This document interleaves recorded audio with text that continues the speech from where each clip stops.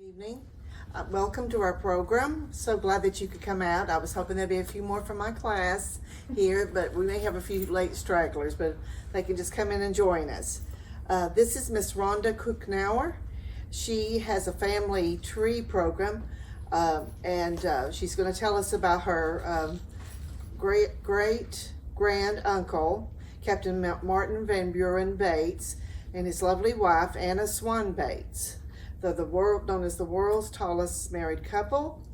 And Miss Cookenour, she's a Bates reunion coordinator in Seville, Ohio, where the home place is located, and the burial also. She's also a member of the Abner Baker chapter of the United Daughters of the Confederacy in Knoxville, Tennessee. Miss Rhonda Cookenour. Thank you. Good evening, everyone. I'm glad you all could make it out. This is quite a long presentation, but I'll make it as fast as I can and hope that you all will enjoy what I present. Again, my name is Rhonda Cookenour. I am from Kingsport, Tennessee, and born and raised there.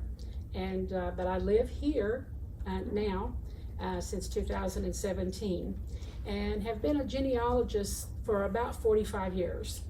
And so I get this from my grandmothers. They started me, especially my dad's mother, my mama, got me started on this. So I credit her for what I'm doing today.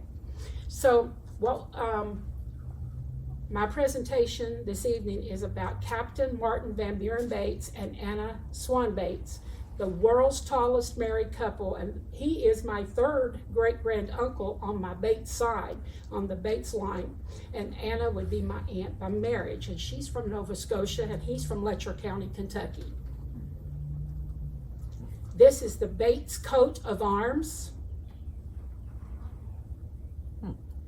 Now, I'm going to give you a little bit of history on 3 or 4 different Bateses before I get to Martin Van Buren Bates. There's some well-known Bates family members. One in particular, I don't have her information on here, but do you know of Kathy Bates? That was she was the actor in the Titanic. If you know about that, she is my 5th cousin. Oh, wow. In the family line. But to start out with, in my research through the Bates family genealogical register, that the name of Bates was a common one in England, and the ancestors of Clement Bates, who was the first to come to the United States of America, was traceable for 5 generations before the Puritans came to New England. Clement Bates brought with him from England in 1635 on the Queen Elizabeth. He was 40 years old, his wife was 40, and they had 5 children. One was 14, 12, 8, 5, and 2, and they brought along their 2 servants. On September the 13th of 1635, Clement Bates received a grant of 5 acres of land on Town Street. It's called South Street now that I can come up with, in Hingham, Massachusetts, in which the land was in possession of the original grantee and his descendants for 2 1/2 centuries. And as late as 1886, the old house was still standing. As of now, I don't think the house is there by the look at bird's eye view. So many things have changed around there. But Clement Bates was born in Kent, England in 1595 and died in Hingham, Massachusetts, September the 17th, 1671, at the age of 76. And Anna, his wife, died October the 1st, 1669, at the age of 74. And he was a tailor by trade. Now, this is the Queen Elizabeth ship that they came over on. And this is the memorial stone at Hingham Cemetery, where they're buried at Hingham, Massachusetts. Now, the next one is Benjamin Edward Bates, was a New England industrialist who was the namesake and founder of Bates College and Bates Mill. in Lewiston, Maine. This is where George Washington Bates bedspreads came from several years ago. And the bedspreads was made at the Bates Mill. The bedspreads also was known as the Martha Washington bedspreads. Have any of you heard of those particular bedspreads? Okay, that is in Lewiston, Maine. The Bates was the largest of early donors to the Bates College.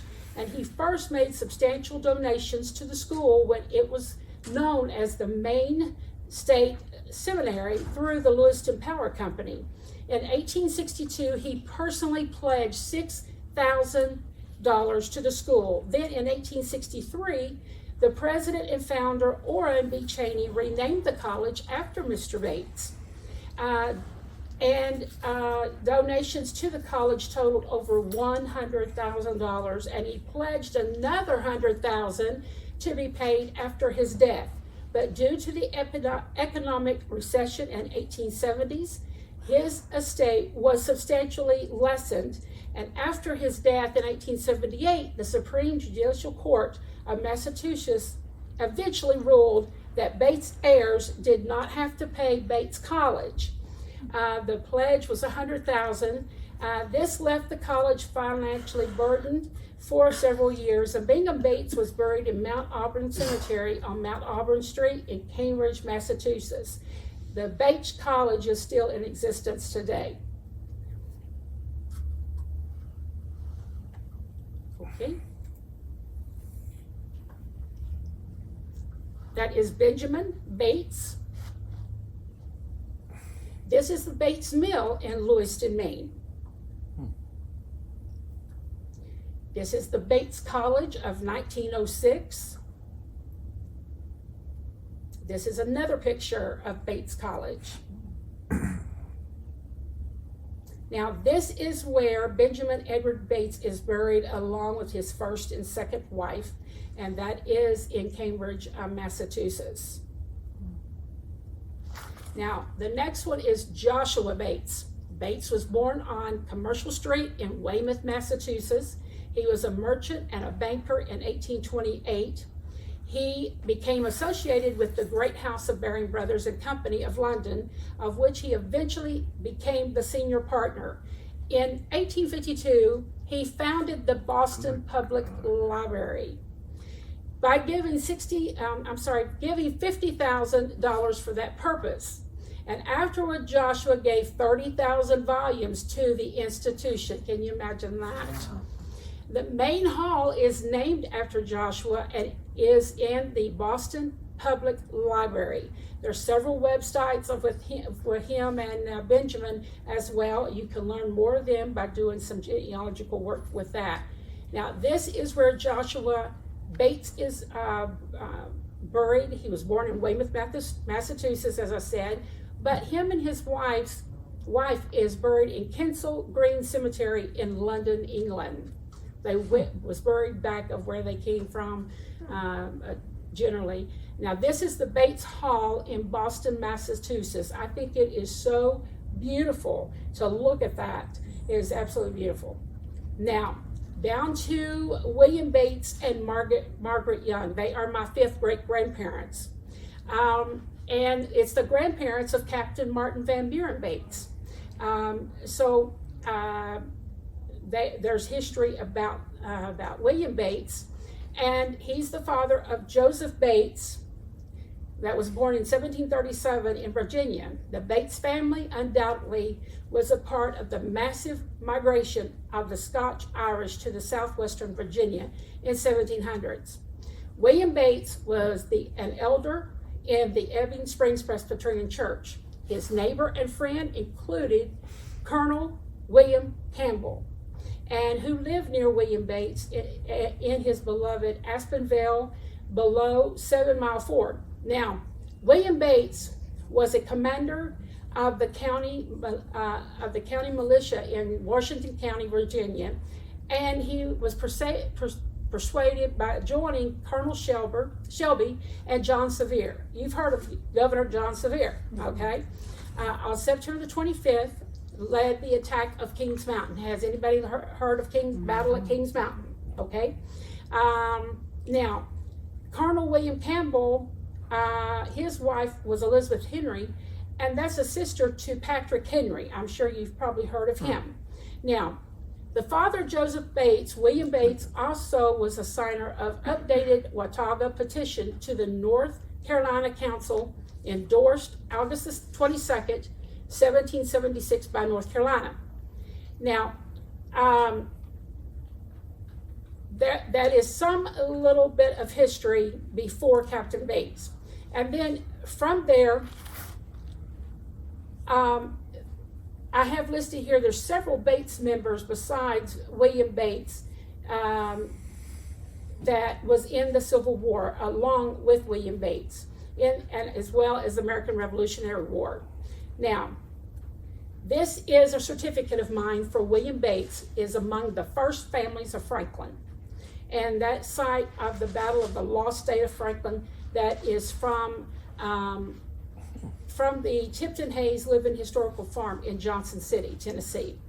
So I have listed with William Bates, then I have Robert Young, which is a grandparent, and I'll tell you how he's related to me.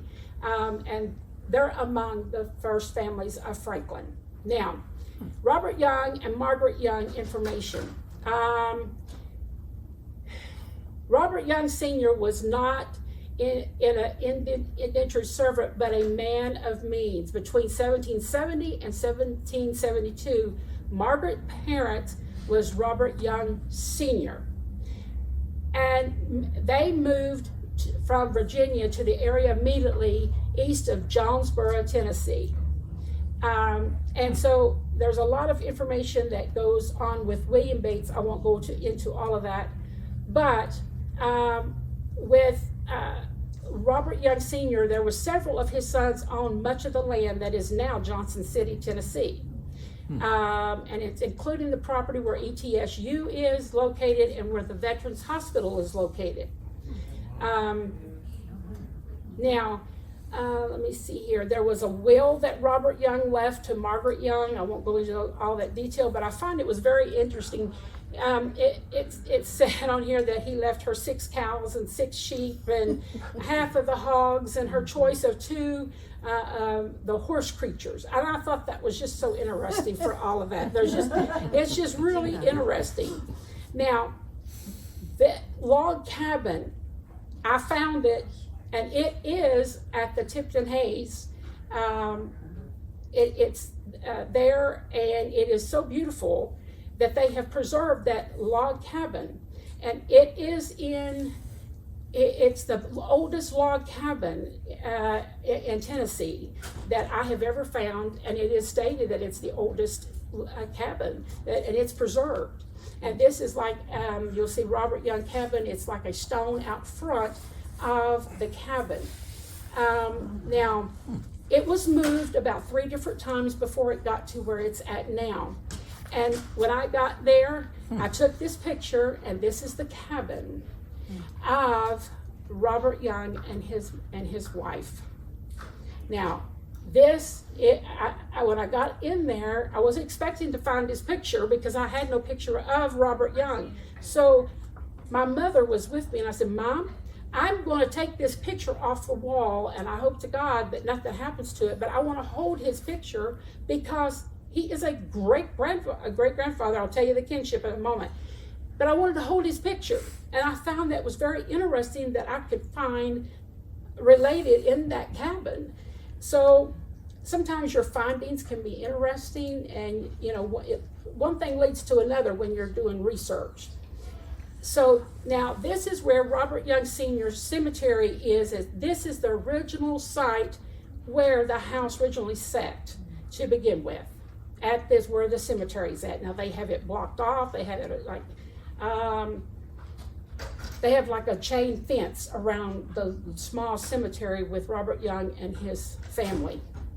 Now, let me tell you the kinship to myself. Clement Bates and wife Anna was my 10th great-grandparents. To Captain Bates, to Clement, is a 5th great-grandparent. Benjamin Edward Bates is a 4th cousin, 7 times removed. Captain Bates to Benjamin is a 4th cousin, twice removed. Joshua Bates is a 28th cousin. Ensign William Bates is my 5th great-grandfather, and Captain Bates, William Bates, that's his grandfather. Now, moving to the next phase is John Wallace Bates Sr. and Sarah Wathrop is my 4th great-grandparents. Captain Bates's parents. And Robert Young, that I just talked about, and his wife, is my 6th great-grandparents. Captain Bates's grandparents. So this is the genealogy of the Bateses. Now, we hear a lot about twice removed, 3 times removed, all this. That has to do with generations. That's what that means. It is confusing, but you have to look at how many generations, okay?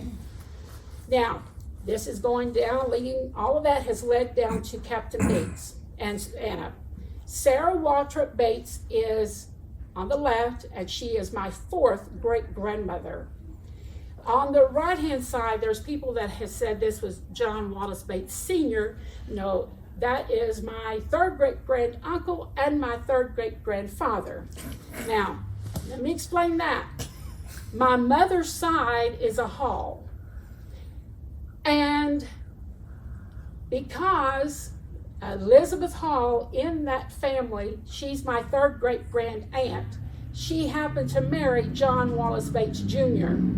That's how he became my 3rd great-granduncle and my 3rd great-grandfather on the Bates side. So what happens? My mother and daddy is 4th cousins, and I happen to be a 5th cousin to my own self. Now, isn't that funny? Yeah. So interesting how that all came about, and it has to do with Elizabeth Hall and John Wallace Bates Jr., which made my 3rd great-grandparents and my 3rd great-granduncle and aunt.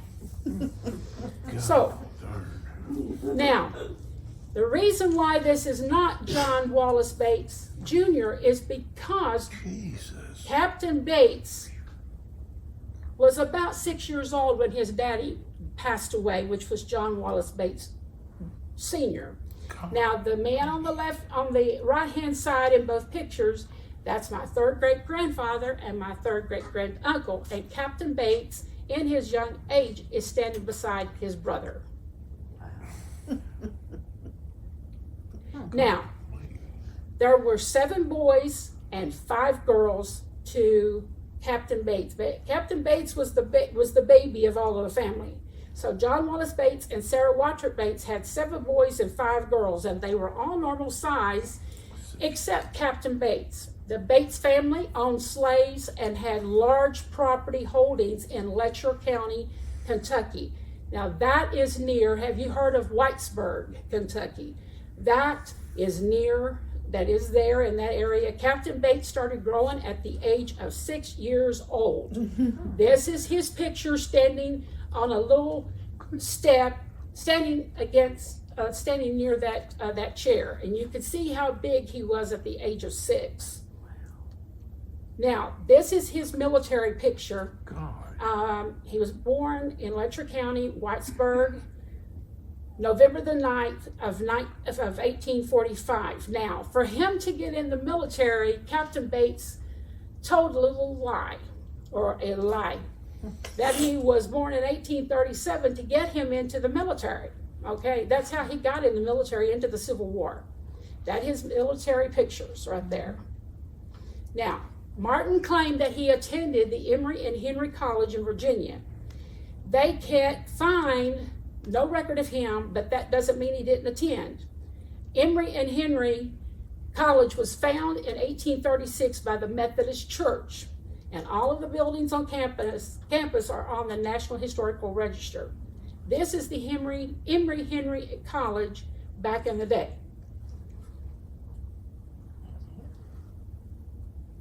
Now, Martin Van Buren Bates enlisted into the 5th Kentucky Infantry in September of 1861, and he was under the command of Colonel John B. Floyd.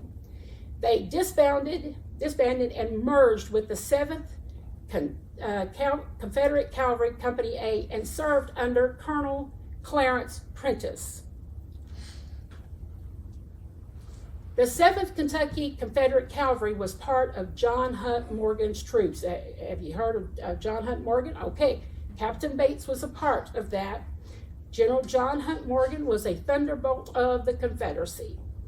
The 7th Kentucky Cavalry fought in such engagements as the Kentucky Campaign of 1862 in Lexington, Kentucky, Hartsville, Tennessee, Morgan's Christmas Raid in December of 1863.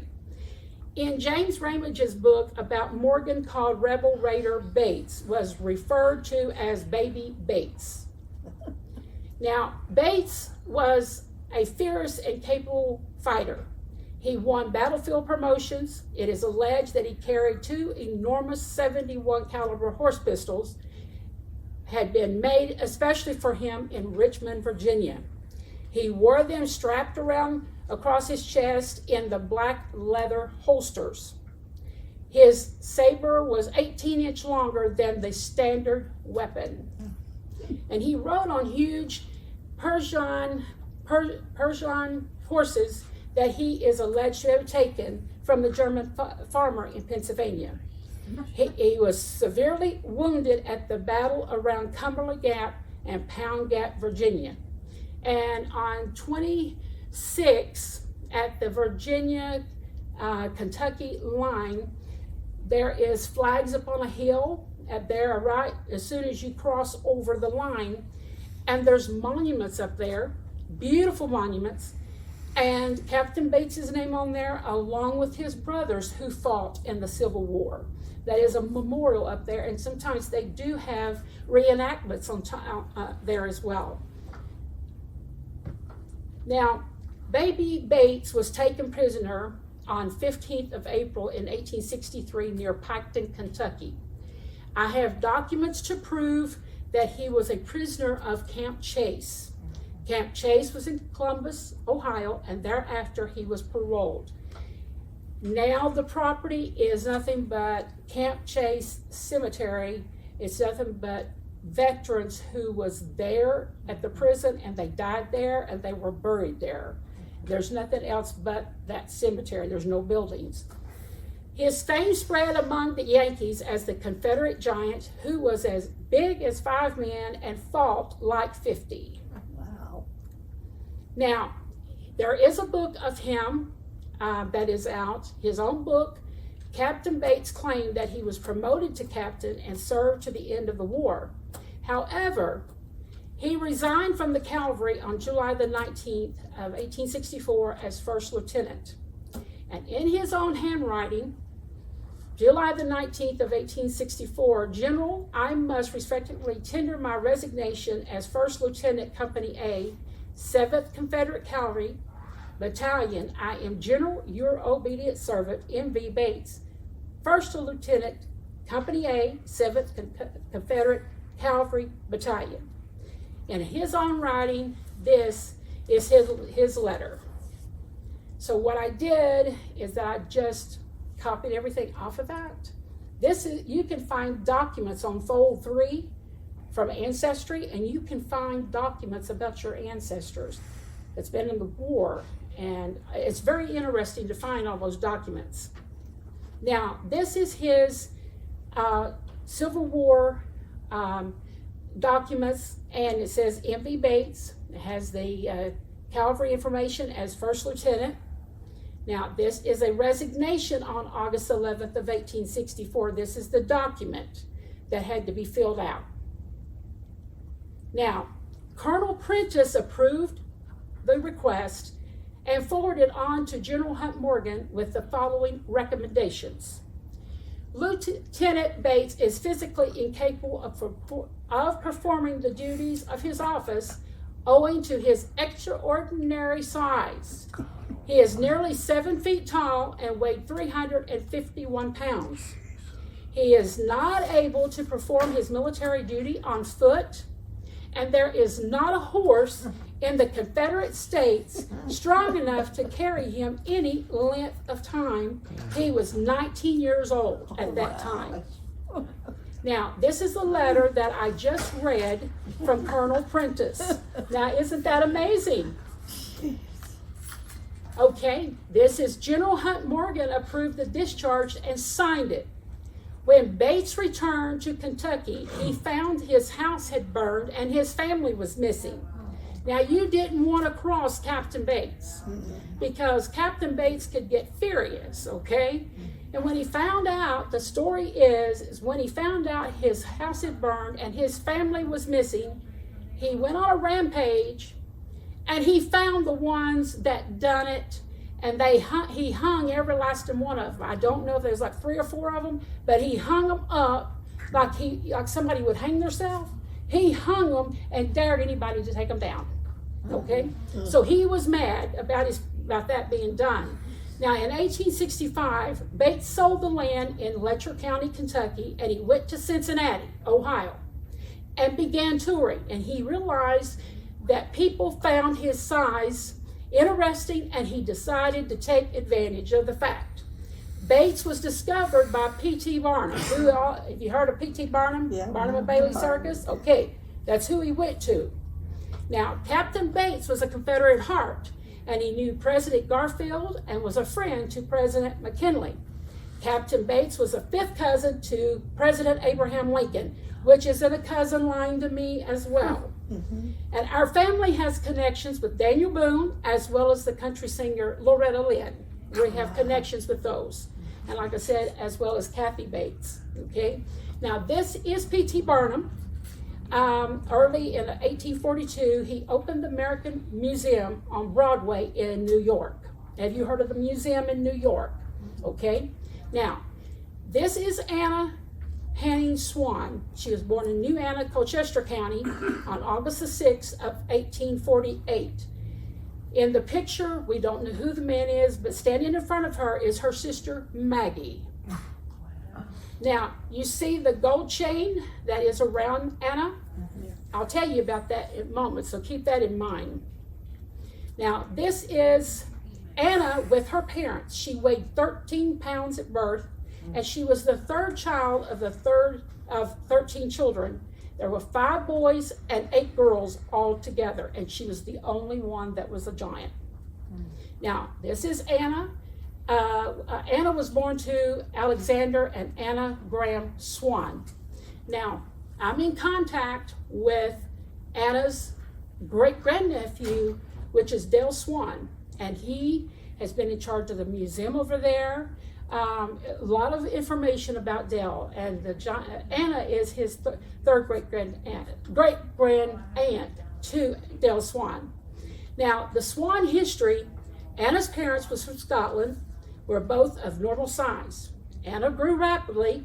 At 6, she was as tall as her mother, 5'2", and at 15, she was 7 foot tall. She attracted the attention of P.T. Barnum.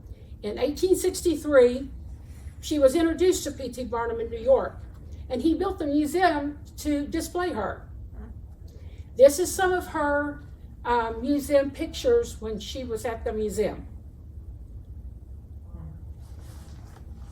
Excuse me just a minute.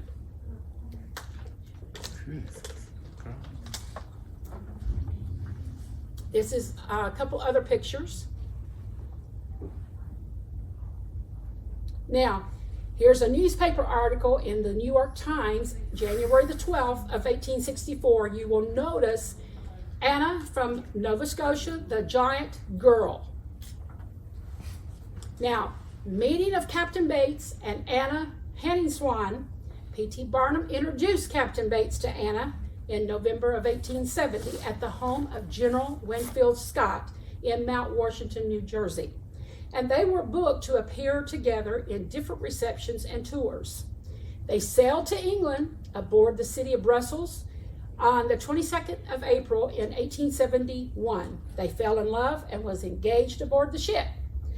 They arrived in Liverpool on May 2nd. Now, by royal command, knowing that they were in England, Captain Bates and Anna were ordered to appear at Buckingham Palace by Queen Victoria. And Captain and Anna entertained the Prince and Princess of Wales. This is Queen Victoria. This is the 4th great-grandmother to Prince William and Prince Harry. Now, this is their wedding pictures. The wedding of Captain Bates and Anna Swan Bates in her wedding dress. Now, this is the marriage license. I won't go into detail. It says a lot of things. This is the marriage license from London, England. Now, the wedding date was June the 17th of 1871. Captain Bates and Anna were married at the St. Martin's in the Fields Church on Trafalgar Square in London. The Reverend Rupert Cochrane from Halifax, Nova Scotia, performed the ceremony. And the best man was Henry Lee, the science editor of London Magazine, and his bridesmaids were Millie, Augustine, and Mrs. Buckland, wife of Dr. Buckland, surgeon to Her Majesty's Lifeguard. And the ladies were dressed in pale pink and carried pink roses. Anna came down the aisle on the arm of Judge Ingalls, her manager, because her father could not be there. And Anna's gown was 100 yards of satin and 50 yards of lace. Queen Victoria had it made for her. Wow. They each wore jewelry presented by Queen Victoria. Anna wore a cluster diamond ring. Martin had a huge gold watch which chimed the hours. And the Medina jeweler, George Hyde, bought it at the estate auction when Martin died. It is said to have been as big as a saucer. Now, this is the church in London, England that they were married in, and it's still there. This is the inside of the church. Now, as I said before, Dale Swan and Anna, this is her great-grandnephew, and then this is his wife standing in front of the life-size figures of Anna and Martin. Now, you will see that Dale Swan's wife is holding the gold chain. That is the gold chain watch that she is wearing in her pictures, and that was given to her by Queen Victoria. And this is the Tatamagouche Creamery in Nova Scotia. And this is where, like, the museum is located. Now, this is Captain Martin, Anna Swan Bates. This is a couple of pictures. Who's the little guy? Now, we don't know who the little guy is, Yeah. but Oh. you can see what a normal sized man to being giant. Right. Wow. Now, this is a couple other pictures, or the same pictures. I did some clip art with it. Mm-hmm. Now, this is the parade helmet worn by Captain Bates during his performances in the circus and at the museum. This helmet is at the Medina Historical Society in Ohio. This is the brochure of W.W. Cole Circus, and it says 20 at the expense of $20,000. Now, that was really a lot of money back in the day. It's still a lot of money today. But it says 8 feet high, the two giants, man and wife, Captain and Mrs. M.V. Bates. Now, this is one of my favorite pictures of my giants, of Martin and Anna, with a normal sized couple with Reverend and Mrs. Ward. On the back of the original picture, it has Reverend and Mrs. Ward, and it says that they baptized them. Now, I don't know how they baptized them other than sitting down and then leaning them back. I have no idea, but that's what was written on the back of the original picture.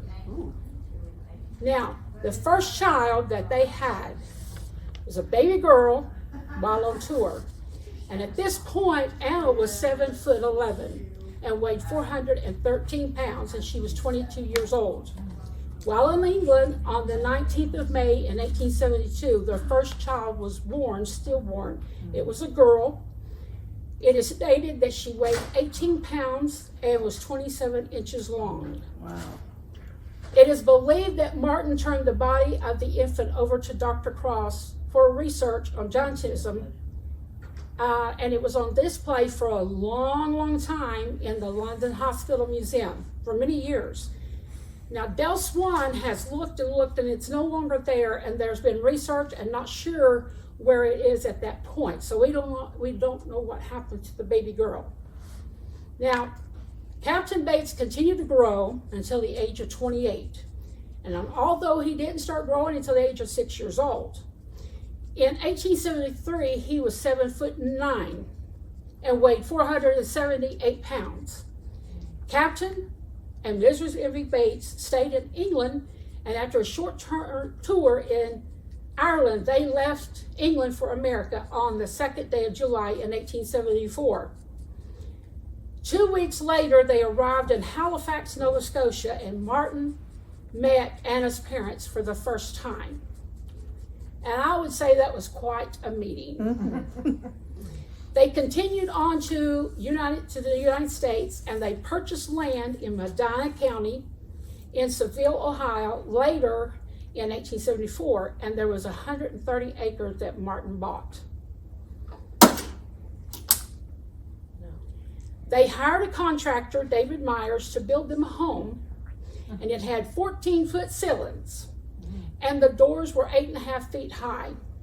And they had all custom-made furniture.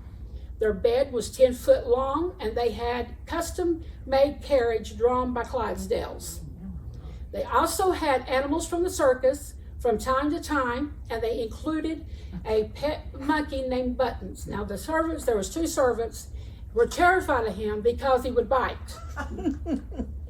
Now, this is a painting that is in Seville Historical Society, and the 2 barns still stands, but the house is gone. They ended up tearing it down. I wish they hadn't have. Some of the town people wish they hadn't have. It would have been an ideal place to have the museum. Now, this is a picture of the Giant's home, and it was torn down in 1948. You'll see where it stair-stepped from the biggest down to the little part. And the smaller areas where the servants stayed. And this is a replica of what the house looked like.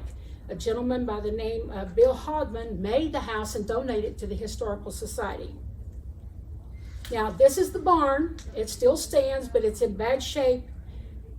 I would have liked to have had a grant to redo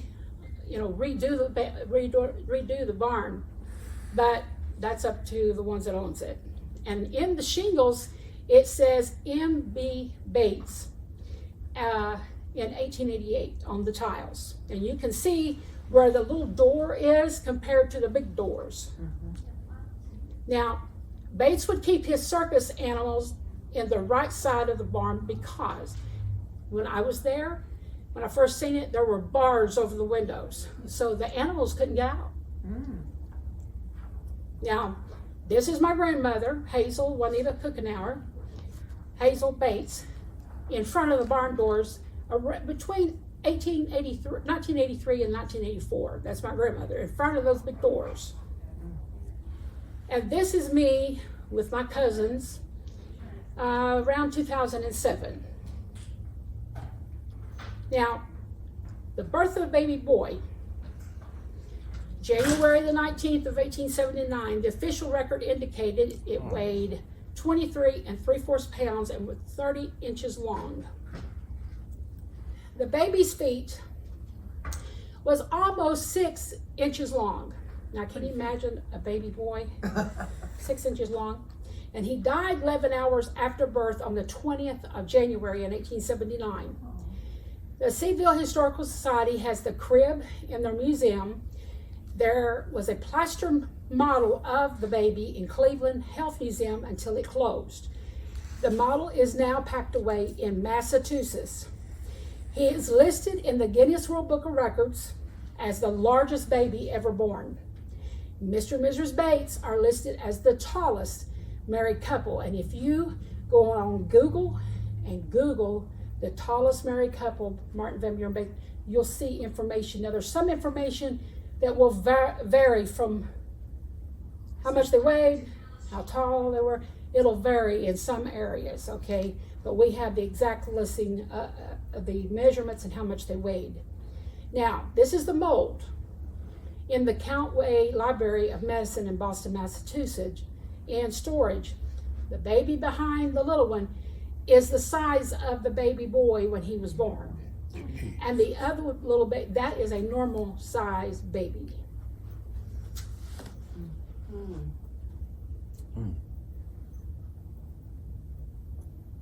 Now this is a picture, this is the only picture we have of the boy baby. This picture of the baby Bates that was 23 3/4 pounds. Now this is the Bates bed, baby Bates's bed in Seville Historical Society. And this is his booties that was 6 inches long. Now, this is the Bates baby death record. You will see where the arrow is. I got this from the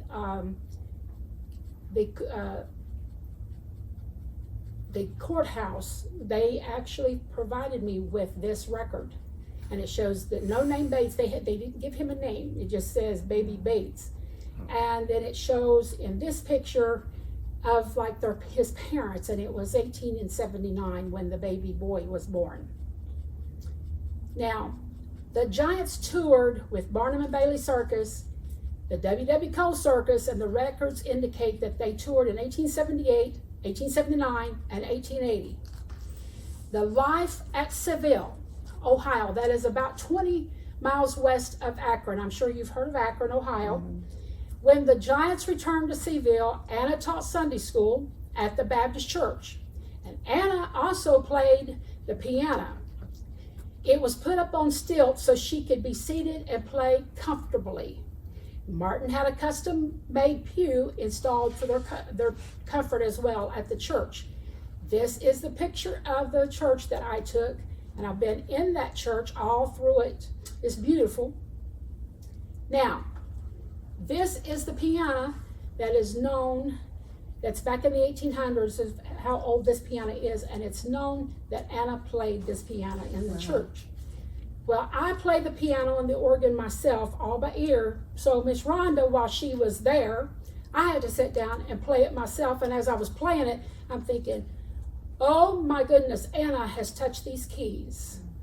It just, you know, how things will enter your mind, and it just overwhelmed me. It's like, Anna's been right here, and she has touched these keys on this piano. So it made me feel really good that I could sit down at that same piano.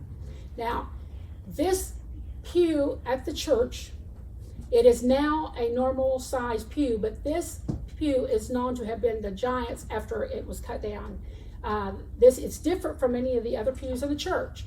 So this was part of the pew that he had the pew built for, but I wish they'd have left it and put it into the museum. But sometimes people don't really realize, you know. So this is, okay, who has heard of Tom Thumb and Lavinia? They were the Giants. I mean, not Giants, they were the midgets. And Captain Bates and Anna could hold them in their hand. Okay, but they were best friends, and they worked in the circus together. So that's them on their wedding day. Wow. Now, this is the 1880 federal census. You will notice there is Martin Van Buren Bates, he was 35. Anna H, that is 30, she is 33. Listen, he was a farmer and she kept the house. Then there was Martin Van Buren Jr., which was his nephew, and he worked on the farm. Then there was 2 servants, John Henson, and he worked on the farm. But then there's Sarah Green, she was a servant, but she's domestic. So she worked with Anna in the house. Okay? That was as of 1880. Now, this is Anna, and you can see the gold watch around her neck. This is one of the last pictures on the right that Anna had made. And she was born August the 6th of 1846, and she died one day shy of her 42nd birthday, August the 5th of 1888. This is another picture. Now, Anna's health began declining, and she died on the 5th of August, 1888, of heart failure, as well as thyroid problems, and one day shy of her 42nd birthday. Now, Captain Bates telegraphed Cleveland for her coffin. The manufacturer, believing the dimensions sent were a mistake, and they shipped a regular sized coffin, and Martin got very upset. You didn't want to cross him, okay? He got very upset, and it took 3 more days for the proper size to be shipped.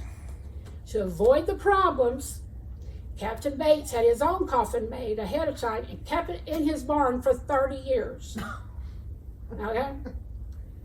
So then, through probate court, I was able to get Anna's death record, 1888. It shows her name, how old she was, and what it's heart problems and thyroid, and the township, the place of birth, the place of residence, and it's signed and dated from probate court. Now, the monument for Anna, Captain Bates ordered a monument in her memory from Europe. It is alleged to have been a life-size, but one section was missing when it was shipped to Seville. Again, Martin got very upset. This is the monument of where they are buried at. It's called the Mound Hill Cemetery. Beautiful little cemetery. It's not that little and it's not that big, but it's just, you can walk from that church that I showed you, you can walk down to the cemetery, and it's a beautiful little cemetery for the town. It's a little Victorian town. It's beautiful. This is the burial site of the giants. Now, Captain Bates remarries. And if you research anything about them, a lot of people there's several people that has put on there that he married like 11 years later. No, because I have the marriage record. And got that from probate court in Troy, Ohio. And found out exactly where they were married and when.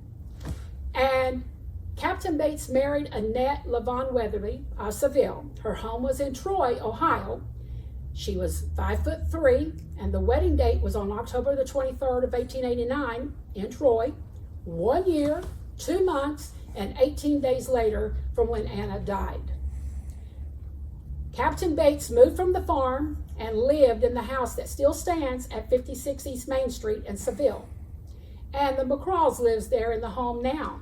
Now, I've met them, and I've been in that home. Now, the thing of it is, Annette was very uncomfortable in the giant house, and he was comfortable. But when they moved to the house, 56 East Main Street, there were 8-foot-tall ceilings. That made it very inconvenient for Captain Bates. But she was comfortable. So he kept the giant house all this time, but he wanted to make it comfortable for her.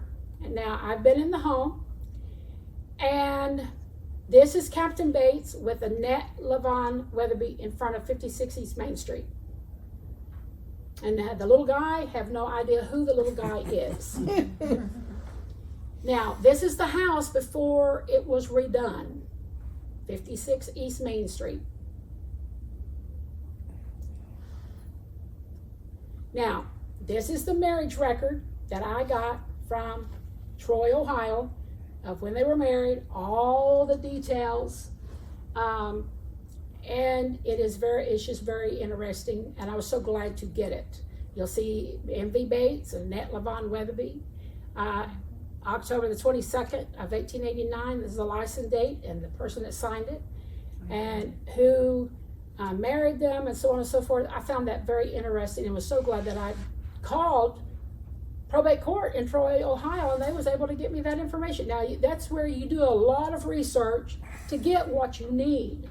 Sometimes you can't find it maybe today, but maybe down the road, maybe next week, you can find something that you're looking for. And that's all in the research. This is the house that was redone. Now, you see the bay window, the top and the bottom. I asked them while I was there, which room was it that Captain Bates had his bed?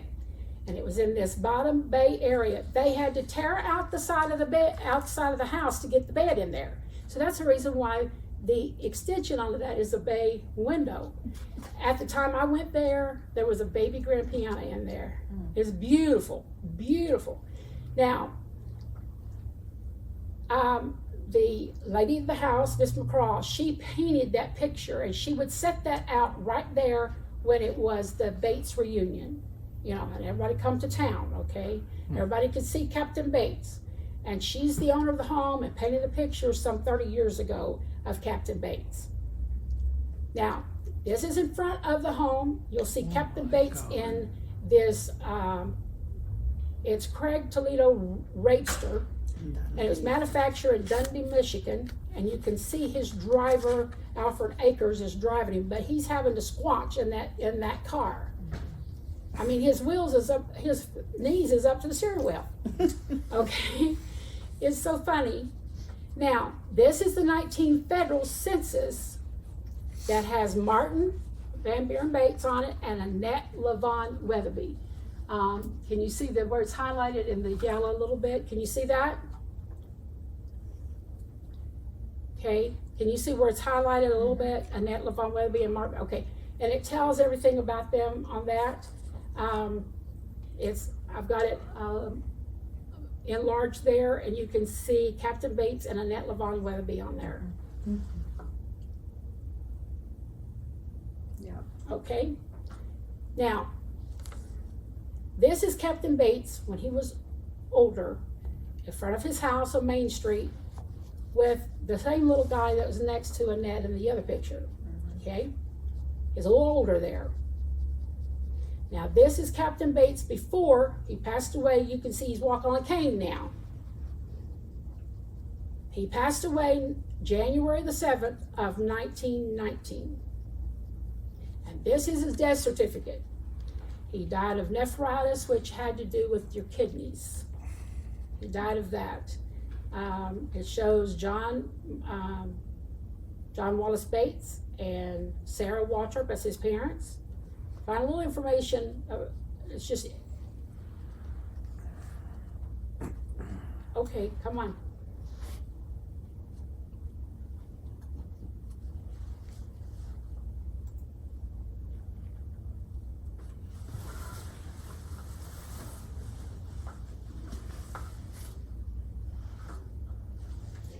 Okay. Okay. This is the will of Captain Bates. There's a lot of information in there, but he didn't leave me nothing. It would have been good if Martin had left me something. He was a very wealthy. Okay, I won't go into detail about all of that. Now, Annette LaVon Weatherby Bates, this is her death certificate, and the picture of the grave in Erie Cemetery, in the Erie Cemetery of Erie, Pennsylvania. Annette is buried next to her mother in the unmarked grave on the left side of the stone. It was an unmarked grave. So what did Miss Rhonda do? I got busy. I wanted to find if there was any living relatives that was still living. There was not. So they put her in her grave and forgot about her. Okay? So the person that I am, I started raising money. I called the cemetery office. They said it was okay. So you have to get okays when you're doing genealogy work. You have to make sure you follow the guidelines of what they need, what they want, and so on and so forth.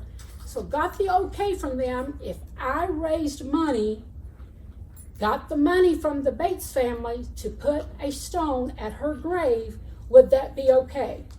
So I got the okay from the cemetery. They said, it's been long ago since she died. Nobody's come forward. That's fine that you do that. So I got permission now. So with her death certificate, she's in an unmarked grave, and they told me exactly where she was buried. So I got the picture of that whole area there, her mother, her father, then the two babies, and then her mother's first husband is buried there on the side of that little one there. Now, this is the marker that I designed and raised money for. They had to send the stone to at a graveside, the stones that you get for when a person dies. I had to have it shipped to there right close to the cemetery. very big cemetery, they couldn't just send it to the cemetery itself. I had to have it sent to the stones, like where you get them at. So then it had to be arranged for them to get somebody to bring it out and place it at the grave. So I had to do all that. The Bates family, we are a huge family, and I put it out on Facebook, what I'm going to do. I designed that, made sure it had the second wife of Captain Martin Van Buren Bates when they were married. And it was delivered, everything went like clockwork, and they put it there, and that is now she's in a marked grave. So sometimes you have to do a lot of work to get what needs to be done. Okay, and that was just one of the things. Now, these markers here is at the Marie Stanhope Park in Seville, in the Giants' memory. It's a beautiful little park out front. It's in front of the Historical Society in Seville. Has just really, with what I'm telling you, some history. It's on these markers. Now, this is a military and head marker of Martin, his military marker, and then his head marker. This is Anna, and this is baby Bates, the baby, the world's largest baby. Now, this is in front of the Historical Society on the right. It's the famous, famed Ohio Giants. And then this other marker is in front of the cemetery. You'll see the big marker on the right. You can see that stone of Anna and Martin there, right? I mean, from the road. From the road, you can see it. This is Mound Hill Cemetery, and this is the marker. When you go up into the cemetery, you'll see this marker on the right-hand side. Will direct you right to the monument. Now, this is the monument here. You'll see on the left-hand side is where Martin is, Anna, and baby Bates. Then the marker on the right-hand side says sister.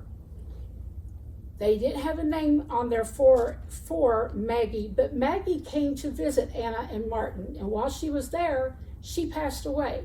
And what they did is they just buried her here and put sister on that marker. Beautiful, just a beautiful area, just beautiful. Now this is me standing in front of the marker at the graveside. And this is another marker of the artifacts of the Giants in front of the Historical Society. This is Anna's shoe, 16 and a half. And this is a size 19 boot. And this boot is in the Medina County Historical Society in Ohio. And you'll see the doors behind me of what was in the house. I'm holding his boot. So you see how big that boot is, and you can put a half a bushel of corn in it. Wow. Now, that is the shutters there that was belonged to the house. This is a nightshirt that they done a replica of, 74 inches long and 96.5 inch waist. The sleeves measured 63 inches from the middle of the back. The neck is 25 inches, and the sleeves and the cuffs are 18 inches long. And it took 6 yards of muslin, and in 1882, the cost totaled $2.50. Wow. Now, I'm holding a sleeve there, and then there's pictures of the Giants there, and then the door behind me. This is Anna's nieces in her bloomers. Y'all know about bloomers? Okay, that's Anna's bloomers right there. Oh dear.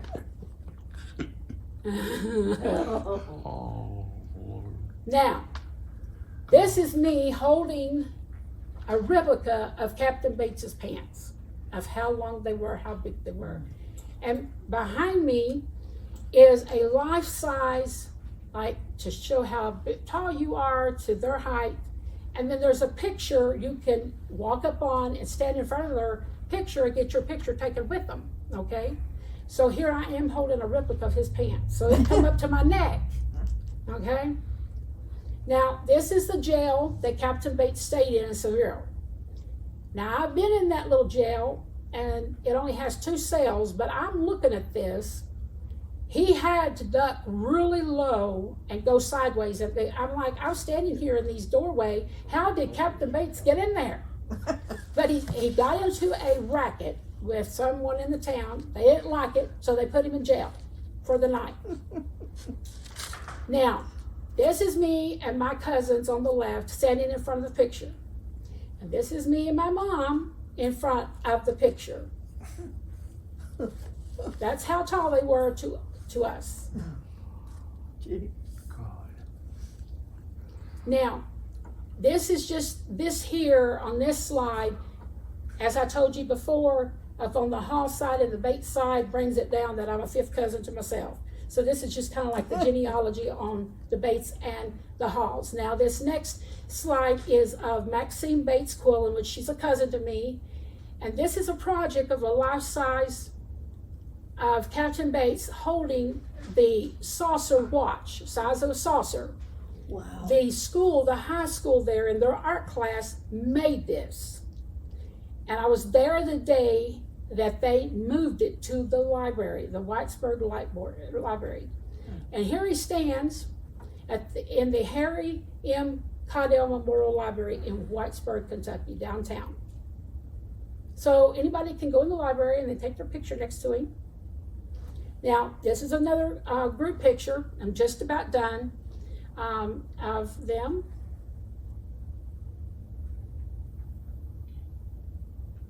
This is a picture. I think you were passing around to the others. I think this is one of the pictures. This is just some other pictures of them. Of Anna. Now, here's a picture of both Anna Swan Bates and Annette LaVon Weatherby Bates, both of Martin's wives, the first and second one.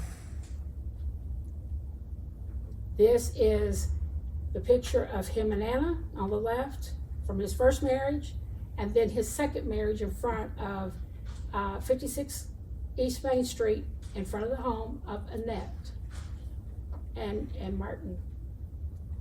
Now, normally, when I do a presentation, I usually like to bring my pictures, my books, my t-shirts with them on there. The table is full, but my things are in storage at this point, and I couldn't get to them. So you see how much stuff that I have, a lot of booklets. Now, these are the two books that I would recommend. I am credited in both of these books. One is by Anne Renaud, and then David Chaltis' Big Uncle, The Saga of Martin Van Buren Bates.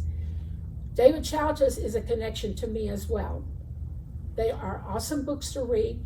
You can get them on Amazon if you wanted to order them, but I contributed to both books. There's a lot of other books out there that you can get, and I have them all. Now, this is one of the certificates that I got when I first signed up with the United Daughters of Confederacy. I got the membership through the United Daughters of Confederacy. This is a certificate for the Confederate prisoner of war of Martin. I have the ribbon and the certificates and all various things. That's when he was at Camp Chase. So I had to send off separately for that for the Confederate prisoners of war. Now, the last thing I want to read to you. I love this poem. It hits home with me. Your tombstone stands among the rest, neglected and alone. The name and date are chiseled out on polished marble stone.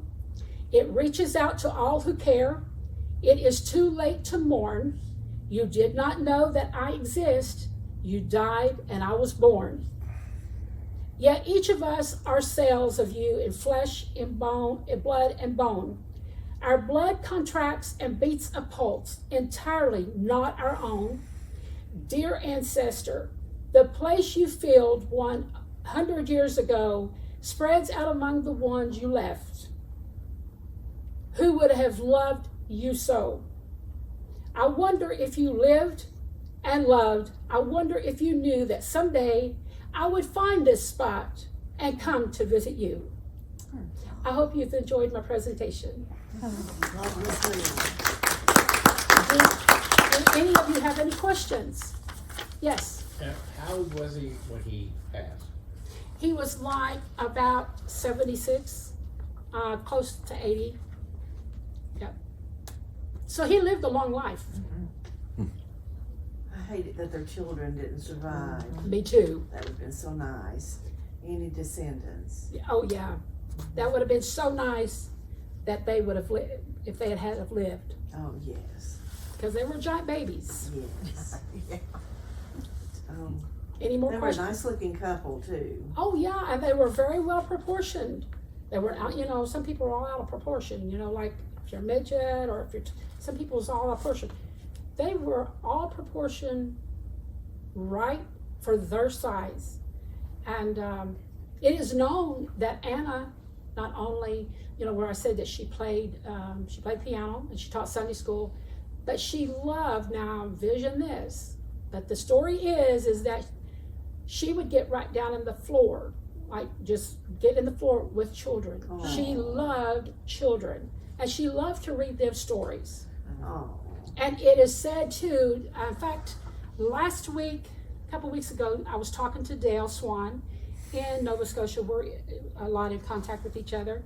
That she, some of her old clothes that she would have, she would take that and she would make clothes for the children. Oh. So she donated some of her clothes for that. There is, Anna's Bible is in the Historical Society of Nova Scotia. I have pictures of that. There's some clothing, just different things that they shipped to Nova Scotia when she passed. And so just a lot of information. There's just a lot of information out there online. Now there is a book that just recently, probably about a year ago, that was published by some unknown person that I had never heard of, and I read this book and they had a lot of incorrect information. And so I wrote to the author, and they were no relation, but they were just taking information that they had come up with, didn't care to see if it was all correct. And when I contacted him, I said, where did you get your information? Oh, there's a lot of material out there. I said, but before you document and before you put something in the book, you need to make sure that it's correct. I corrected him on several things in that book. And it just wasn't true, and so I got after him on it. Sometimes you have to do things like that to get the story straight. So I've been into genealogy for like 45 years, and I am very grateful to have this. Or, there's a lot of things I wouldn't have had if I hadn't researched and got my grandmother. She left me just the simple information about Captain Bates and the connection. But my grandmother, my mamaw, she didn't have a computer, so she did everything by hand, which is like write to this person. She'd send it over to Whitesburg or over to Thornton, Kentucky, where she was born, trying to find out this or find out that. She did it all by hand, so it took her a while just to get her information. But with us today, we have so many things. Ancestry, FamilySearch.org, and you've got just several websites out there. You've got Fold 3 for the military website. There's a lot of information sitting out there, and you find a lot of information. But one thing I will advise you on, if you go down the list on, say for instance, you're on Ancestry or you're on Family Search, and you find, oh, I see my family member, but somebody has got it connected to the wrong person, okay? Your federal census tells a lot. So you want to find those federal censuses. Some of them are kindly difficult sometimes to read because back in the day, like prior to 1940, and they come out every 10 years, they were handwritten. So some people's names got miswritten, okay? So you have to look at those things on the federal census. You have to know what you're looking for and verify everything you find, okay? And document where you found the information, because that also helps. Document everything that you go to do and research. So that's a little lesson there that if you're going to, go about researching your family. And I will recommend, if you're doing research on your family, to start with the family tree maker and start with yourself and work backwards.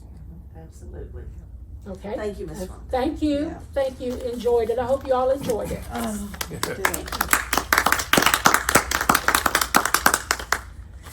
Thank you so much for coming to see us. Oh, you're welcome, honey.